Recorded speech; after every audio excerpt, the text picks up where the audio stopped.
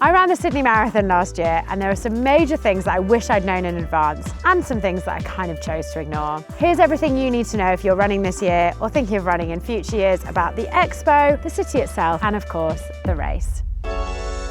I'm going to be honest, I was a little bit disappointed by the Expo last year. We got there just as it opened in the morning, we queued, it was really efficient to get in, but there was not very much merch to buy. Unfortunately, even first thing in the morning, a lot of the ASICS race kit had gone in small and medium sizes. I just didn't really like it that much. There were some really nice bits of kit from other brands in there, so if you don't see something you like at the ASICS, like official kit store, then have a wander around and also look in the shops around Sydney. Lots of them will have kind of not official race merchandise, but some really nice kit. If you don't see things you like, don't waste your money on stuff that you don't think you'll wear again just because it says, has the race logo on it. Wait and see what you can find around the city. The Expo has moved locations this year and is going to be at the Sydney Showground, which I'm imagining is probably going to be bigger and better than last year with more vendors, more things to do, and also hopefully a better system of kind of getting in and out so that it's easier for everybody. In terms of queues, I'm not sure quite what it'll be like again this year. Usually day one of opening of the Expo is busy, and then the day before the race is usually quite busy. We, as I said, went for opening time. I got a coffee and stood in line. I was totally fine doing that. Jet lag got the better of me. You can get free transport on ferries, metro, buses if you are running to go to pick up your bib. That's also the same as race day. You get free metro access or bus access to the start line, which is amazing. Make sure you bring ID, all the normal things with you. There's a really cool wall where you can have a look at your name and find all the other runners. There were quite good activations last time. We had TCS, who are one of the main sponsors, who have a cool booth. AG1 were there doing samples. Interesting fact, AG1 is different in Australia than in the UK. One major thing to bear in mind is that you need to take your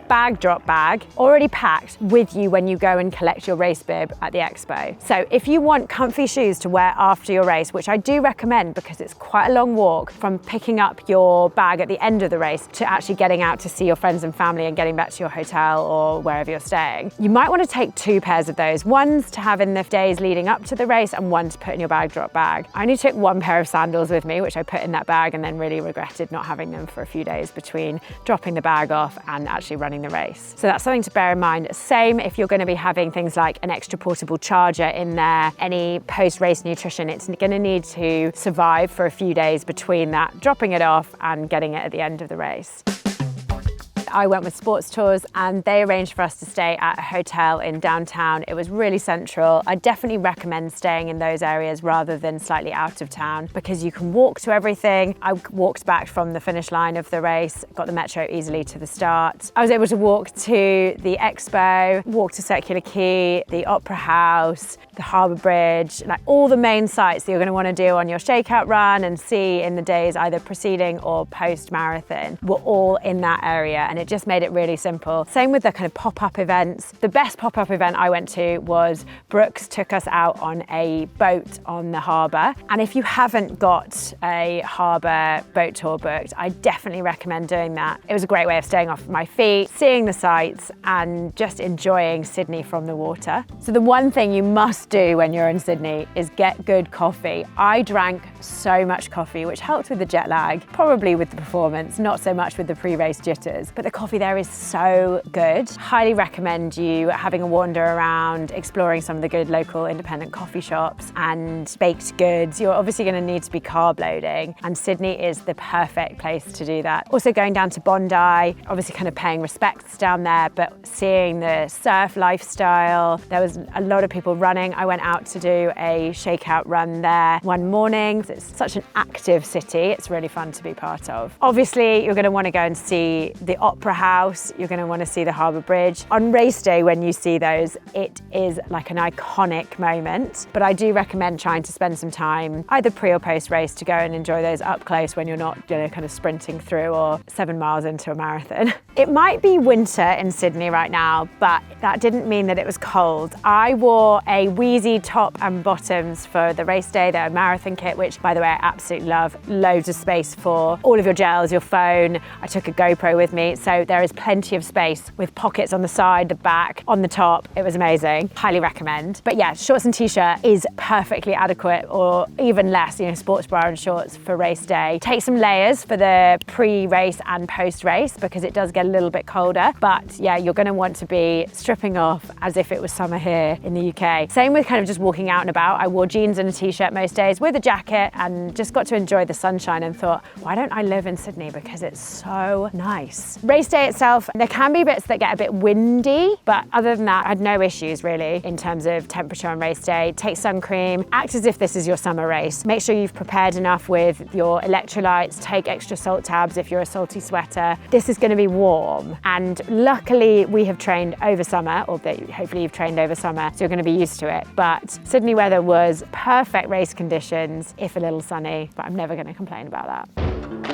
So getting to your start corrals, they really do want you to get public transport. It's quite tricky to get dropped off there or nearby, and you don't want to end up wasting energy walking up the hills surrounding the start line because, spoiler alert, the race starts on a massive downhill, which we'll come back to in a second. But yeah, it's really easy to get the metro to the start line. You get a specific colour, so if you're green, you get dropped off at the Crow's Nest metro station. If you are orange or red, you get dropped off at Victoria Cross metro station. The start line is Miller Street near Leonard's Park. We found it really, really simple last time. We did have to change, but it was really easy. Did we change? I just followed the crowd. It was so simple. I literally walked from my hotel. There was loads of people staying at my hotel that were running the race. I was like a sheep, just take me to the right place, and it was super simple. People are really helpful at the Expo and at the metro stations, so just if you need help, ask for help. Everyone's really, really friendly. There were points which were really, really well spectated, and then there were points which were much quieter than I was expecting. It starts at 6:30 in the morning, which I'm a big fan of, and as someone who is jet lagged, it's absolutely fine because you're all over the place anyway. But it does mean that the city is a little bit quieter. You are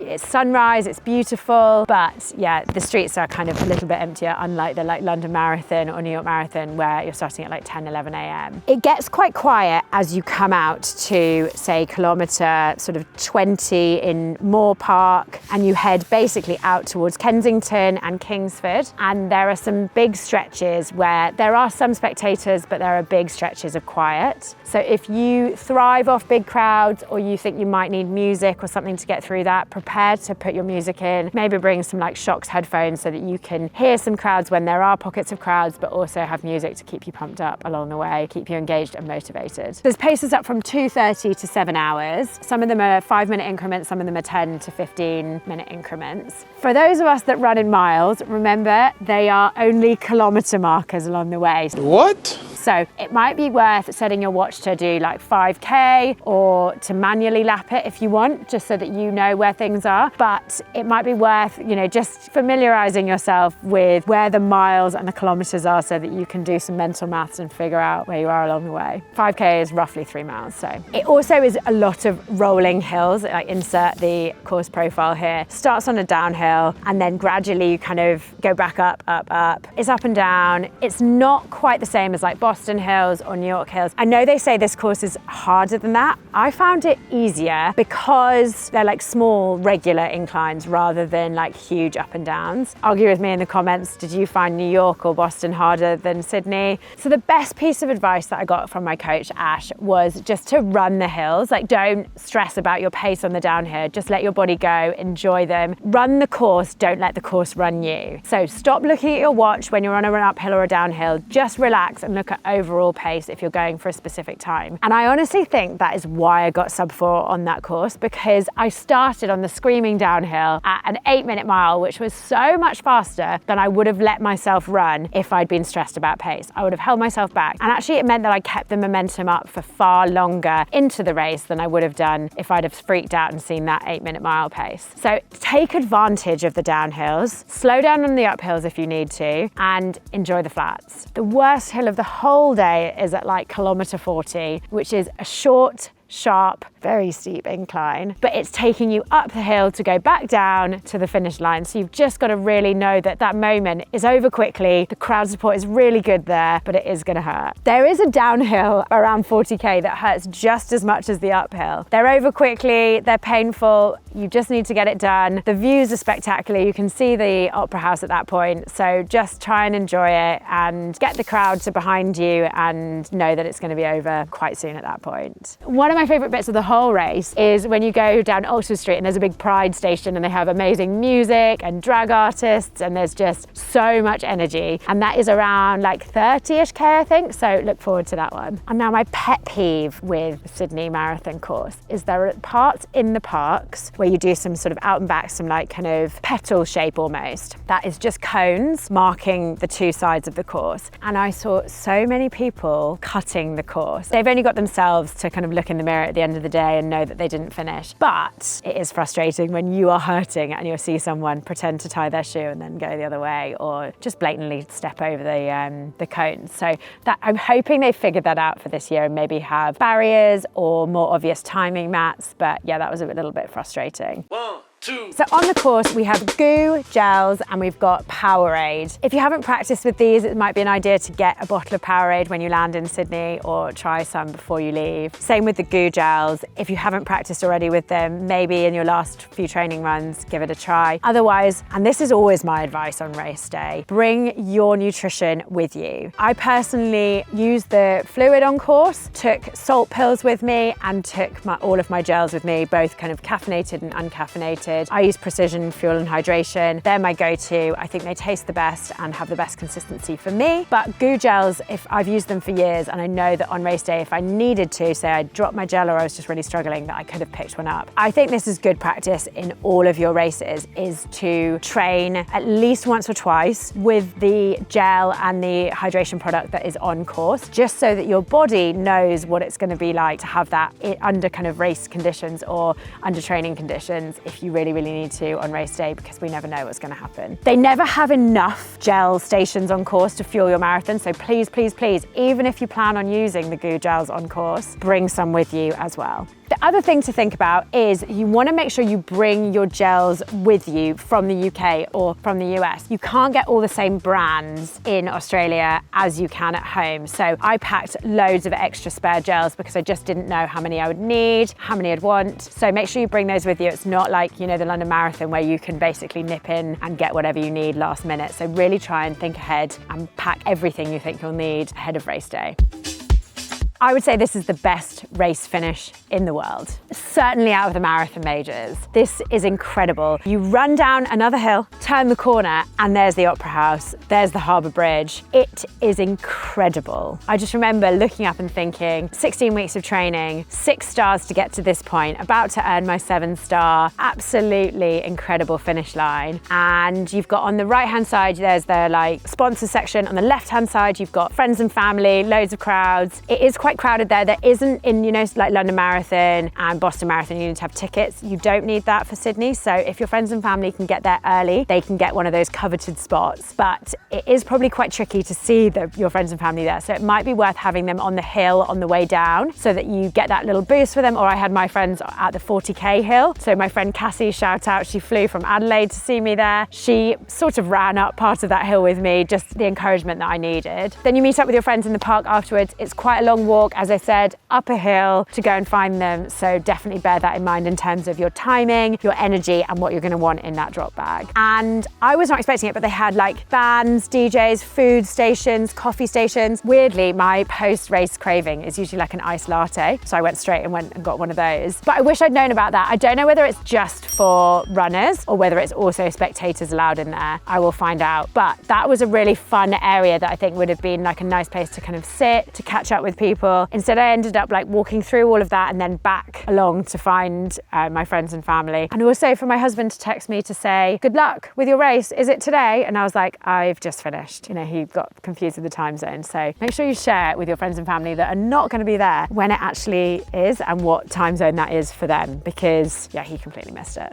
There is a long walk at the end. Please bear that in mind. It is a long walk. If you need to go and sit down to refuel, and I would put some something like a drink that is shelf stable, that's got protein and carbs, or an energy bar in your drop bag, something that you know you're going to be able to tolerate post-race. I would put that in your bag because it's going to be quite a while before you are able to either find your friends and family or get out and get something proper and substantial to eat and drink. If you've run it or you've traveled a lot, what have I forgotten? Leave it in the comments below. This is one of my very favorite races. I had such a good time out there, and I think partly that was because I wasn't going for a specific time and I wasn't afraid of the hills. I attacked the downhills and just took my time on the uphills. So I think that's the main thing, is just don't look at your watch on the hills. Just run on feel on those hills. Like, run comfortably hard up and let your legs take you on the downhills. Don't slow yourself down and limit yourself on those downhills, and enjoy it. You get to, like, the start line, you run over the Sydney Harbour Bridge almost like, 1 mile in, and it's just iconic. This is